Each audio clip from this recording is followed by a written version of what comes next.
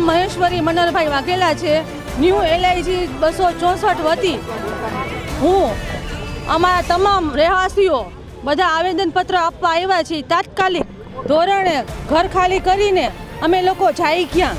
નાના નાના બાળકોવાળા છે, ગરીબ માણસો છે, અને આવા તડકા ધૂમના મકાન ખાલી કરીને જાય ક્યાં? ઉપરથી ચોમાસું પણ છે તો અમે લોકો જાય ક્યાં? કોઈને આશરો પણ નથી।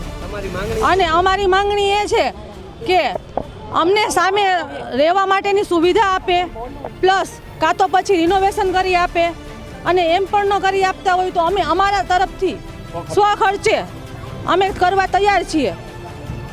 હાલના તબક્કે તાત્કાલિક ધોરણે અમે લોકો ખાલી કરીને જાય ક્યાં? એટલે તમામ ન્યૂ સાધના કોલોની વતી અમે બધા પબ્લિક સાથે આવીને આવેદનપત્ર આપવા આવ્યા છીએ તો અમને કંઈ પણ સુવિધા કરી આપે। અમારી એ જ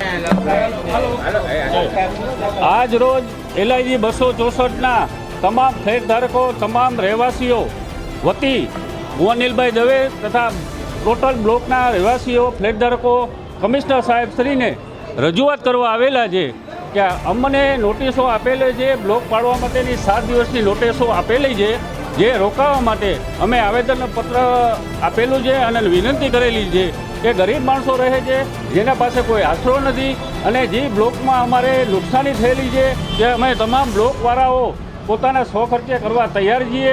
તો હાલના તબક્કે અમને બેઘર ન કરવા અને ગરીબ માણસોને હેરાન ન કરવા માટે કમિશનર સાહેબને વિનંતી કરી છે કે હાલના તબક્કે માથે ચોમાસાની સિઝન આવી રહી છે તો બધાએ આ કાર્યવાહી અત્યારે અટકાવી દો અને ગરીબ માણસોને બેઘર ન કરો, નહીં તો અમારે ઝૂંપડા બાંધી અને ગમે આ અમારા કોમન પ્લોટમાં રહેવા માટે મજબૂર થવું પડશે। એટલા માટે અમે કમિશનર સાહેબને વિનંતી કરવા અને આવેદનપત્ર આપેલું છે। જય હિન્દ।